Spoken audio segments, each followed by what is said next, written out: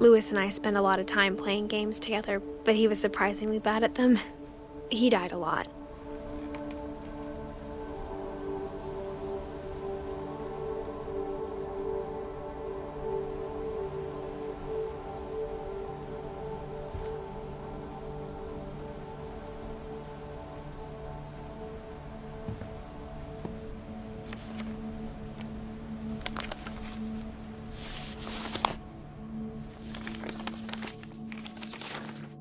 Dear Mrs. Finch, as Lewis's psychiatrist, I can understand your desire for an explanation. As I see it, the trouble began in January, shortly after we convinced your son to seek treatment for substance abuse. Newly sober, I believe Lewis first noticed the monotony of his daily life.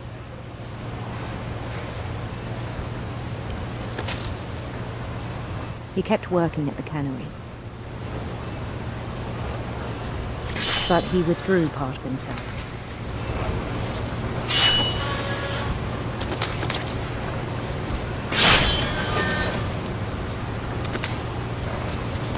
In our sessions, I saw the same behavior.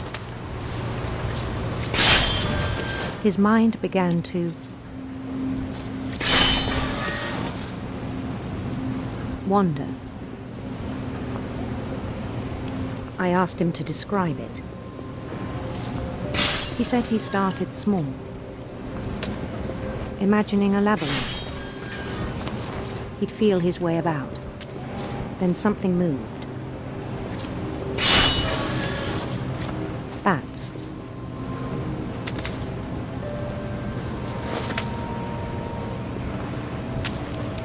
And toads. And things that have not names. He knew it was all in his head.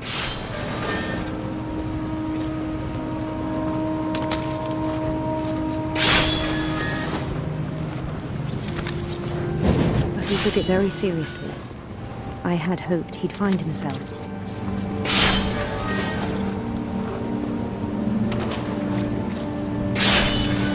But he found something more.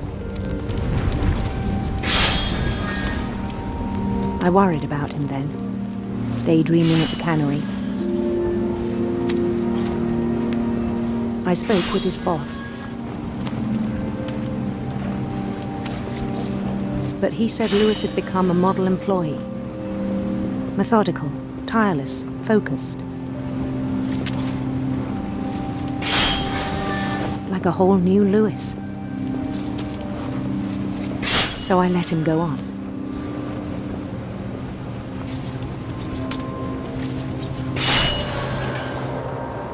I even encouraged him.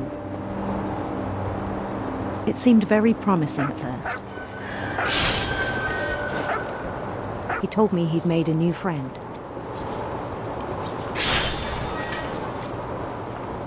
On the edge of a city he named Lewis Topia. He built the city up slowly, brick by brick. Then he made musicians.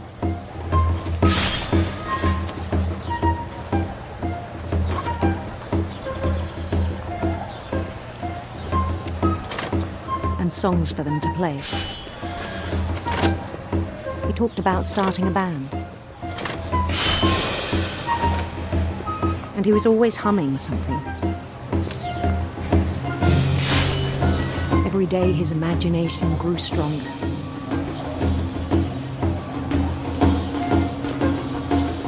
He no longer spoke at the cannery. But his chopping was as reliable as ever. Then one day it struck him that all the cheering crowds, even the stones under his feet, were all in his imagination,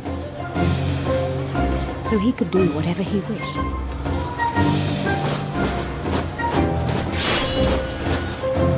He held an election for mayor, and he won. They begged him to stay, but his mind was already wandering. It became a game for him.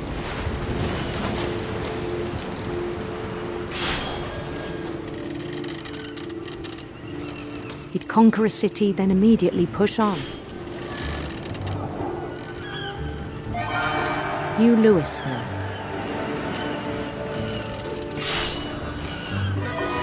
St. Louis. We started drifting away from our reality.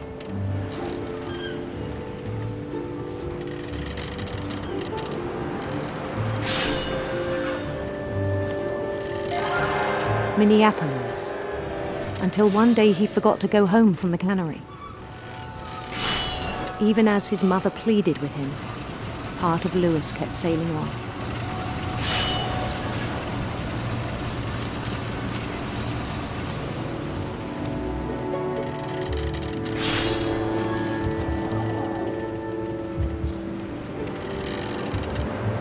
In Louisburg, he heard rumors of a handsome queen.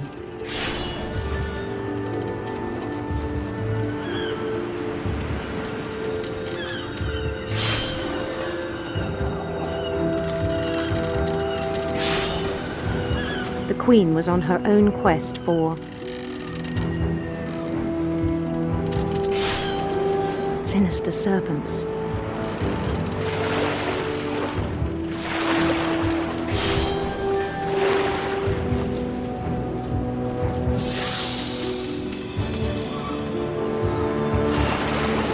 He followed the sound of her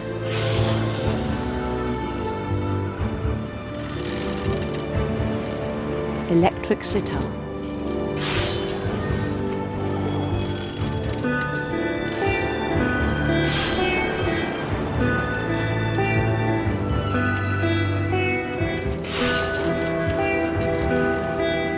His chase led him to a golden palace east of the sun and west of the moon. Even then, his logic remained sound.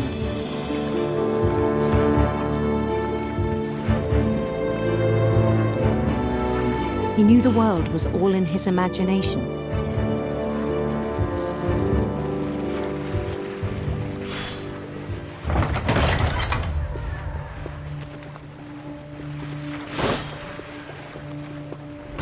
But he was so proud of having created it.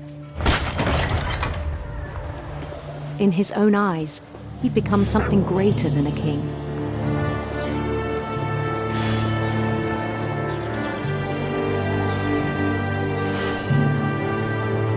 For someone who'd never known success in the real world, I think it was overwhelming.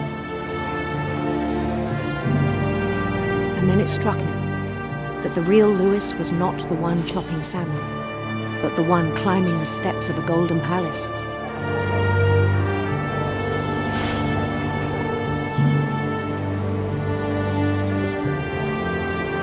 My imagination is as real as my body, he told me. It was hard to argue with him.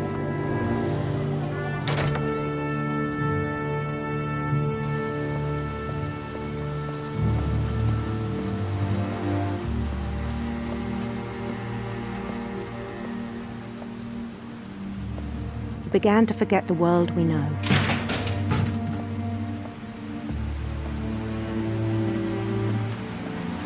I think it pained him to remember Louis, the cannery worker.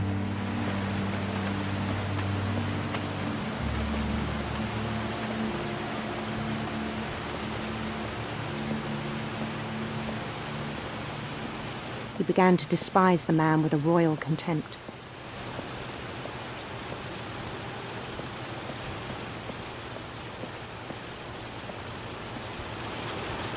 I still thought I could save him.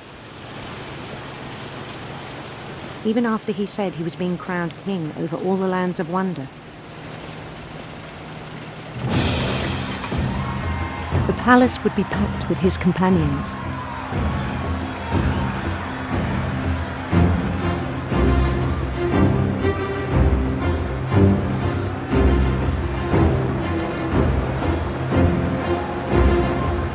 Including the wise Calico who'd insisted on inviting him.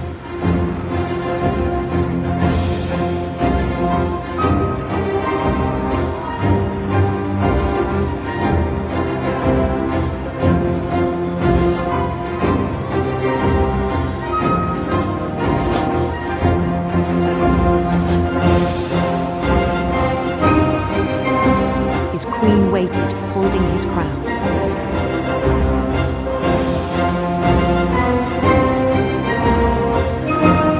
There was only one thing left to do.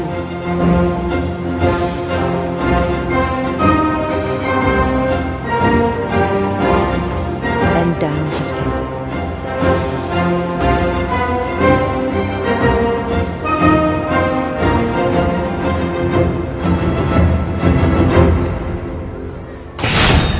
And the rest I think you know.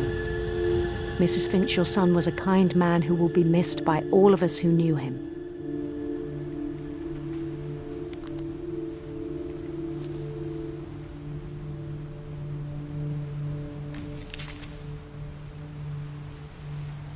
My brother was really cool.